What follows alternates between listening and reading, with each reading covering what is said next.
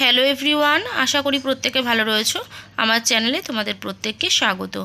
আজকে আমাদের আলোচনার বিষয় হলো চতুর্থ শ্রেণীর বৃত্তি পরীক্ষা 2023-এর বিজ্ঞানে যে কোশ্চেন পেপারটা তোমাদের হয়েছিল, সেই কোশ্চেন পেপারটা আজকে আমরা এই ভিডিওতে সলভ করব। তোমাদের বৃত্তি পরীক্ষাটা হবে কিন্তু 50 নাম্বারে, বিজ্ঞান হবে 50-এ, আর সময় থাকবে 1 ঘন্টা 30 মিনিট।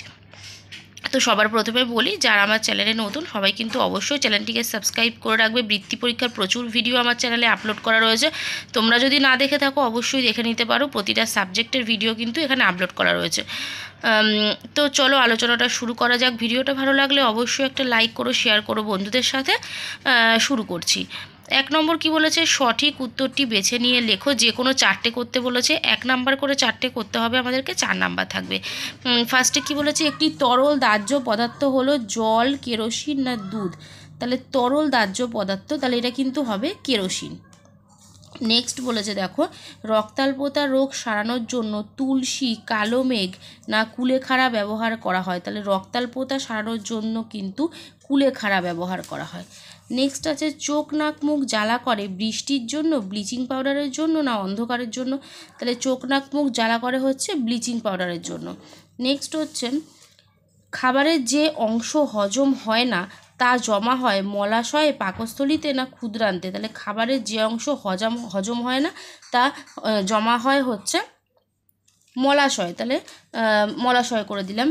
এবার আসছি নম্বরে বলেছে, তুলো পাওয়া যায় পলাশ, পাইন না শিমুল গাছ থেকে। তাহলে তুলো পাওয়া যায় হচ্ছে শিমুল গাছ থেকে। নেক্সট চলে আসছি 2 নম্বরে, বলছে শূন্যস্থান পূরণ করো। যে কোনো 5টা করতে হবে, 1 নম্বর করে 5টা করতে হবে, 5 নাম্বার থাকবে। আবার দিয়েছে দেখো, মানব শরীরের সব থেকে কঠিন অংশ হচ্ছে ড্যাশ। এটা হবে মানব শরীরের সব থেকে কঠিন অংশ হচ্ছে দাঁত। নেক্সট দিয়েছে, বস্তু যা দিয়ে তৈরি হয় তাকে বলা হয় ড্যাশ। তাহলে বস্তু যা দিয়ে তৈরি হয় তাকে বলা হয় পদার্থ। পদার্থ। নেক্সট বলেছে, রোগ সারাতে পারে এমন উদ্ভিদকে ড্যাশ উদ্ভিদ বলা হয়। এটা হবে রোগ সারাতে পারে এমন উদ্ভিদকে বলে হচ্ছে ভেষজ উদ্ভিদ।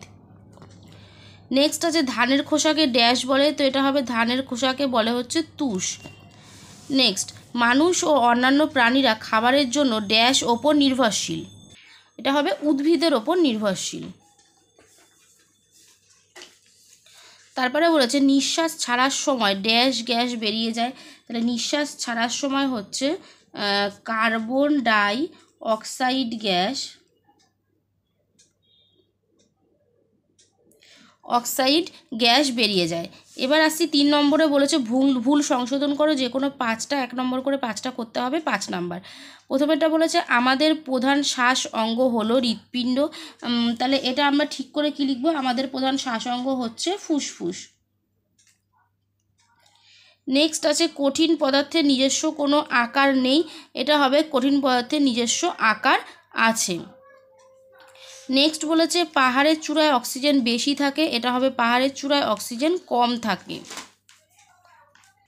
নেক্সট আছে, শীতকালে সর্ষের তেল জমে যায়। এটা হবে শীতকালে নারকেল তেল জমে যায়।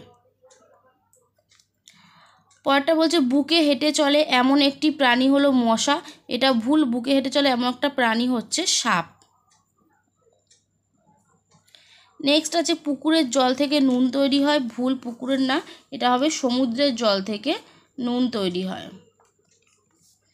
নেক্সট চলে আসি 4 নম্বরে, বলছে যে একটি দুটি বাক্যে উত্তর দাও। যে কোনো 6টা করতে হবে, 2 নাম্বার করে 6টা করতে হবে, 12 নাম্বার। ফার্স্টেরটা বলছে যে কেন্নকে ছুলে গোল করে গুটিয়ে যায়, কিন্তু টিকটিকিকে ছুলে তা গোল হয় না কেন।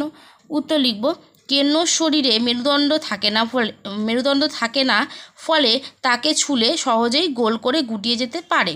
অপরদিকে টিকটিকির শরীরে মেরুদণ্ড থাকায় টিকটিকি গুটিয়ে যেতে পারে না।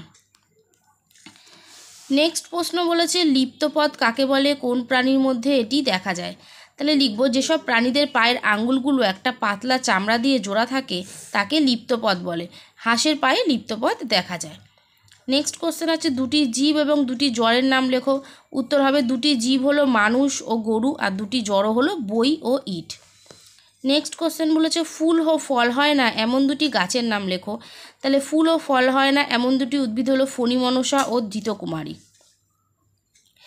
নেক্সট আছে বজ্র পদার্থ কাকে বলে, দুটি উদাহরণ দাও। উত্তর লিখব, আমাদের ব্যবহারের অপ্রয়োজনীয় যেসব জিনিস আমরা ফেলে দিই সেগুলোকে বজ্র পদার্থ বলে, যেমন প্লাস্টিক ও ওষুধের মোড়ক। পরের প্রশ্ন বলছে কোনো পদার্থের কয়টি অবস্থা ও কি কি। উত্তর লিখব, কোনো পদার্থের 3টি অবস্থা, যথা কঠিন, তরল ও গ্যাসীয়। নেক্সট বলছে সুষম আহার খাওয়া উচিত কেন।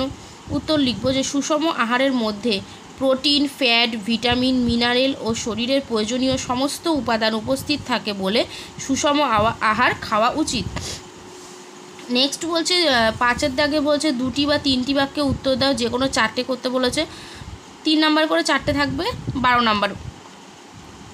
প্রথমটা বলছে কি কি কারণে বাঘের সংখ্যা কমে যাচ্ছে। দেখো লিখব, চোরা শিকারীরা বাঘকে মেরে তাদের নখ, চামড়া ইত্যাদি নিয়ে নিচ্ছে। তাছাড়া বর্তমানে প্রচুর বন জঙ্গলের গাছ কেটে ফেলা হচ্ছে, ফলে বাঘেরা বাসস্থান হারাচ্ছে। এসব কারণেই বাঘের সংখ্যা হ্রাস পাচ্ছে।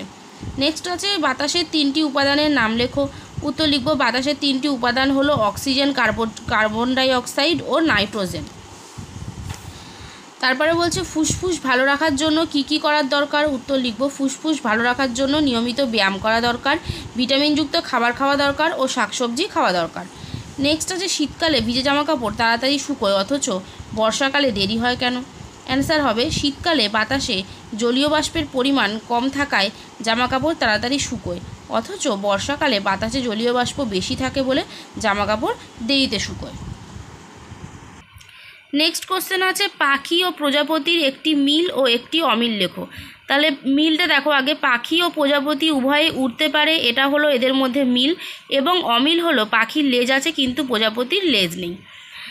6 নম্বরে বলছে অল্প কথায় উত্তর দাও, যে কোনো 3টে, 4 নম্বরে করে 3টে করতে হবে, 12 নম্বর। ফার্স্টের কোশ্চেন বলছে খাবার হজম করতে লালা গ্রন্থি কীভাবে সাহায্য করে। উত্তর হবে, আমরা যখন কোনো খাবার খাই তখন তা মুখের মধ্যে থাকা লালা গ্রন্থি থেকে নির্গত লালারসের সাহায্যে মিশে নরম হয়ে যায় ও ক্ষুদ্র ক্ষুদ্র কণায় ভেঙে ক্ষুদ্রান্তে প্রবেশ করে। অতএব এই লালাগ্রন্থি থেকে নির্গত লালারস আমাদের খাবারকে সহজপাচ্য করে একে হজমে সাহায্য করে। নেক্সট কোশ্চেন আছে মেঘ কিভাবে তৈরি হয়। তো উত্তর লিখব, সূর্যের তাপে পুকুর, নদী, নালা, সমুদ্রের জল বাষ্প হয়ে উপরে ওঠে। উপরের বাতাস ঠান্ডা হওয়ায় বাষ্পগুলো বাতাসে উপস্থিত ধূলিকণার সঙ্গে মিশে ছোট ছোট জলকণায় পরিণত হয় এবং এই জলকণাগুলি একসঙ্গে জমাট বেঁধে মেঘ সৃষ্টি করে। নেক্সট আছে গ নাম্বার বলছে গ্যাসের ভর আছে তা কিভাবে বুঝবে। উত্তর লিখতে হবে, একটি ভর্তি সিলিন্ডার খুব ভারী হয় এবং বেশ কিছুদিন রান্নার কাজে সিলিন্ডারটি ব্যবহার করার পর সিলিন্ডারটি ওজন করলে দেখা যায় যে সেটি অনেক হালকা হয়ে গেছে। এর থেকে বোঝা যায় যে ব্যবহার করার আগে ও সিলিন্ডারটি ব্যবহার করার পরের ওজনের মধ্যে তারতম্য দেখা গেছে, অর্থাৎ ওর মধ্যে থাকা গ্যাসটি কমে যাওয়ায় ওজন হালকা হয়ে গেছে। এর থেকেই বোঝা যায় যে গ্যাসের ভর আছে। নেক্সট কোশ্চেন বলছে মুখে কয় রকমের দাঁত থাকে, দাঁত খারাপ হয় কিভাবে। তো মুখে 4 ধরনের দাঁত থাকে। দীর্ঘদিন নিয়মিত ব্রাশ না করলে এবং খাবার খাওয়ার পর মুখ ঠিকমতো না ধুলে দাঁত খারাপ হয়ে যায়। তাহলে আজকে আমরা 2023 বিজ্ঞানের বৃত্তি পরীক্ষার যে কোশ্চেন পেপারটা হয়েছিল পুরো কোশ্চেন পেপারটা তোমাদের সলভ করে দিলাম।